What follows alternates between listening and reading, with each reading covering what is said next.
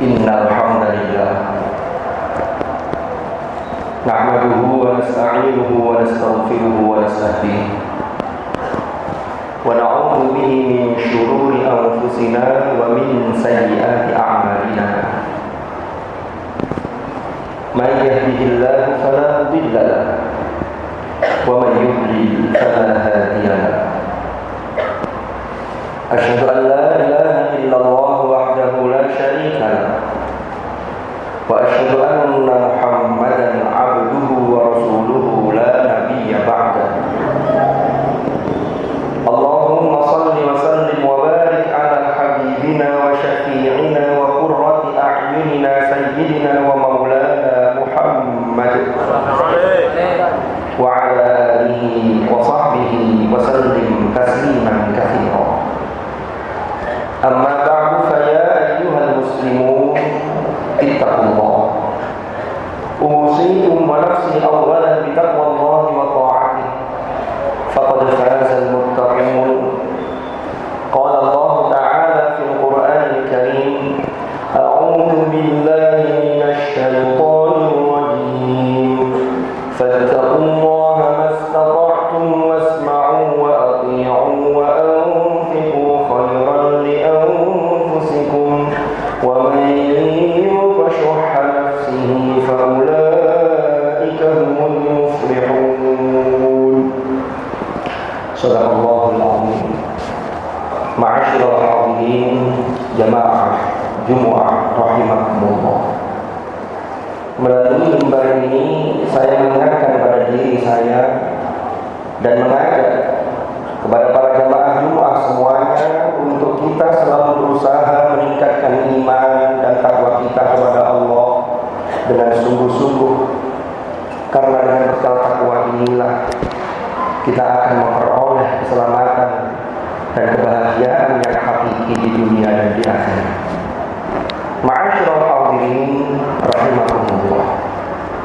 Puji syukur kita haturkan kehadirat Allah karena sampai detik ini kita masih dianugerahi kesempatan untuk selalu menambah amal-amal ibadah kita, khususnya selepas kita menunaikan kewajiban-kewajiban kita dan juga menunaikan ibadah-ibadah sunnah yang telah disunnahkan oleh Allah di bulan Ramadan yang lalu. Ma'asyiral hadirin rahimakumullah. Kalau kita lihat ketika Allah Subhanahu wa taala melipat gandakan pahala di bulan Ramadan, disinilah kemudian para ulama yang sering kita dengar menyatakan bahwa Ramadan sesungguhnya adalah satu bulan yang mana di bulan itu kita digembleng, maka kemudian dikenal dengan sebutan Madrasah Ramadaniyah.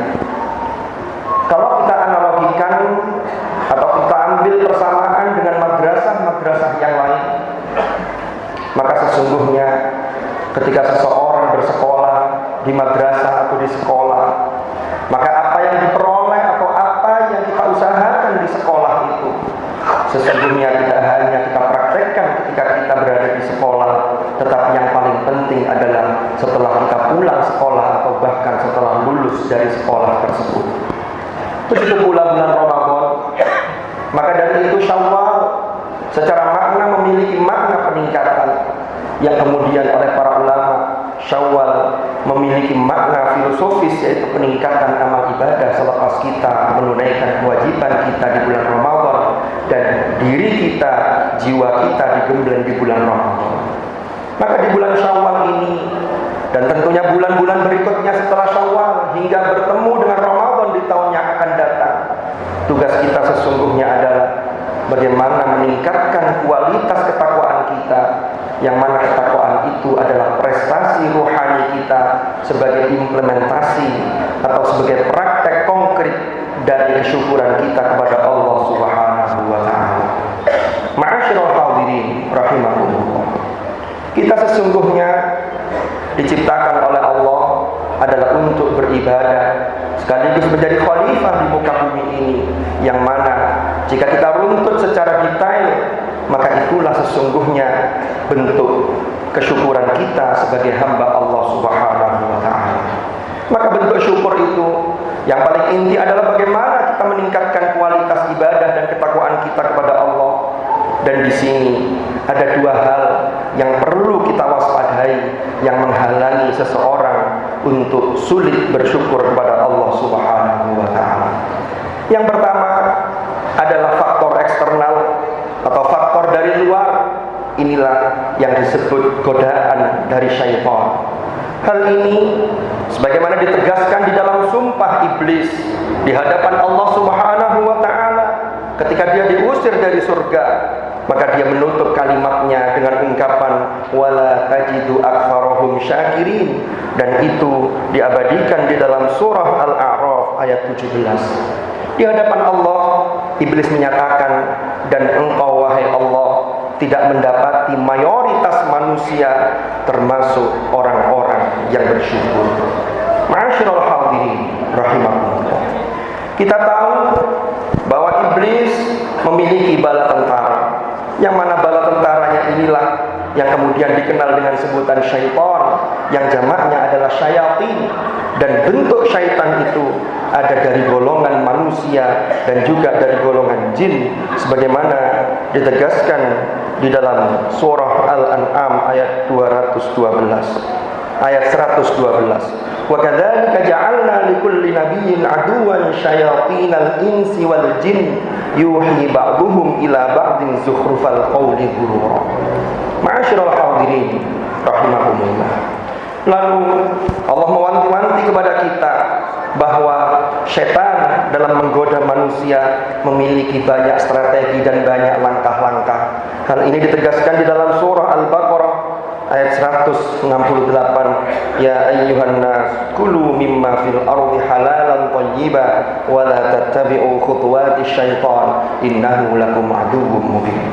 Di dalam ayat ini Allah berpesan kepada kita wala tattabi'u khutuwatis syaitan, yang mana khutuwat dalam bahasa Arab adalah bentuk jamak, sehingga langkah-langkah syaitan itu banyak dan boleh jadi bertahap. Maka jika kita amati syaitan menggoda manusia, ini tidak langsung melakukan dosa yang besar, tetapi boleh jadi dimulai dari hal-hal yang kecil, bahkan meremehkan hal-hal yang kecil, yang itu kemudian bisa menjadi besar. Maka inilah yang harus kita waspadai.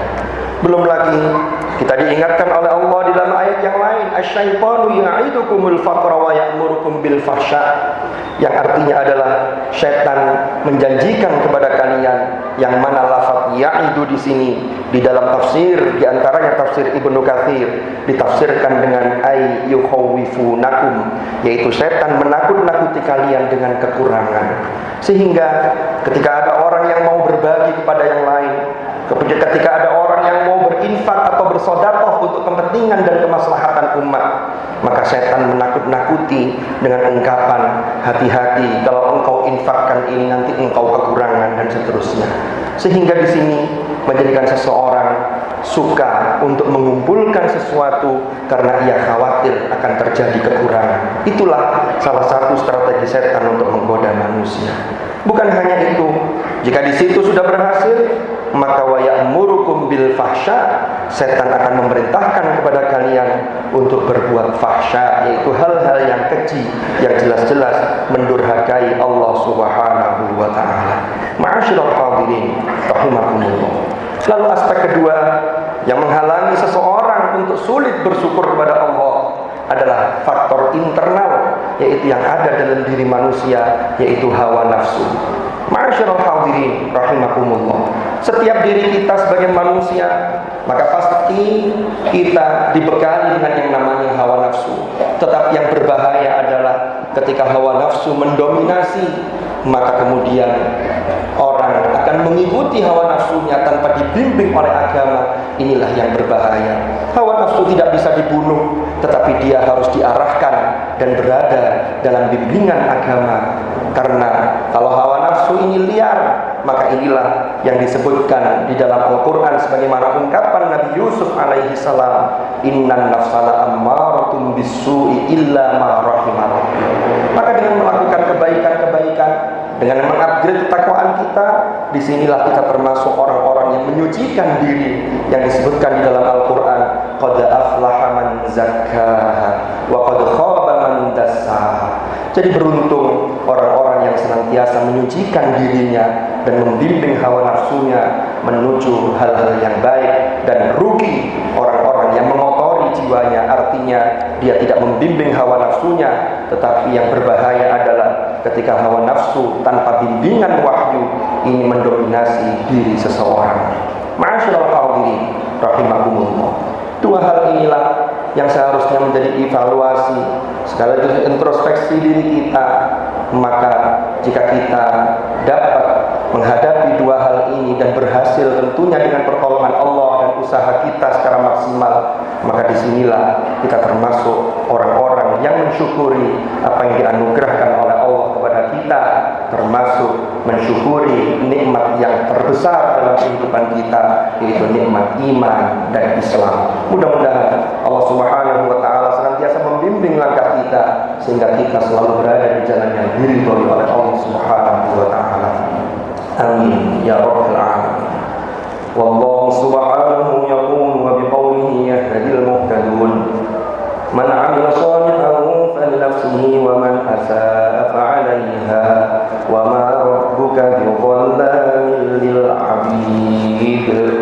Barakallahu li wa lakum fil Qur'anil karim wa nafa'ani wa iyyakum bima fihi minal ayati wa dzikril hakim wa taqabbal minni wa minkum tilawatahu innahu ta'ala tawwabun karimun barrur raufur rahim.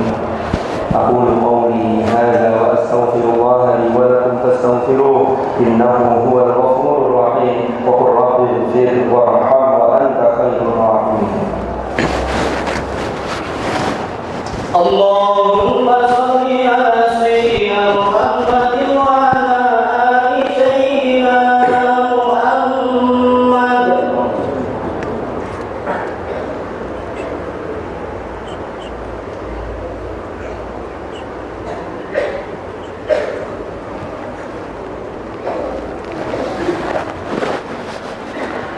الحمد لله رب العالمين الذي أرسل رسوله بالهدى ودين الحق ليظهره على الدين كله وكفى بالله شهيدا.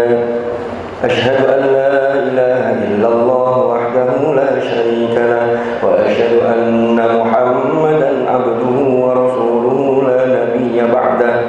اللهم صل وسلم وبارك على حبيبنا وشفيعنا وقرة أعيننا سيدنا ومولانا محمد وعلى آله الأطهار وأصحابه الأخيار ومن على منهجهم سار. أعوذ بالله من الشيطان الرجيم. بسم الله الرحمن الرحيم. والعصر إن الإنسان لفي خسر إلا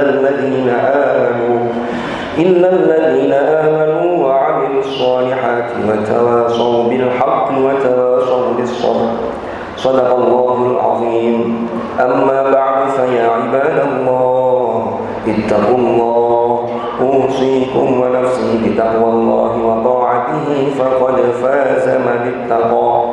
واعلموا أن الله أمركم بأمر بدأ فيه بنفسه وثنى بملائكته وقال عز وجل إن الله وملائكته يصلون على النبي يا أيها الذين آمنوا صلوا عليه وسلموا تسليما. اللهم صل وسلم وبارك على سيدنا محمد وعلى آل سيدنا محمد كما صليت وسلمت وباركت على سيدنا إبراهيم وعلى آل سيدنا إبراهيم في العالمين إنك حميد مجيد. وارض اللهم عن الخلفاء الراشدين ساداتنا أبي بكر وعمر وعثمان وعلي وعن بقية أصحاب رسول الله أجمعين وعن التابعين وتابعيهم بإحسان إلى يوم الدين وارض عنا معهم برحمتك يا أرحم الراحمين.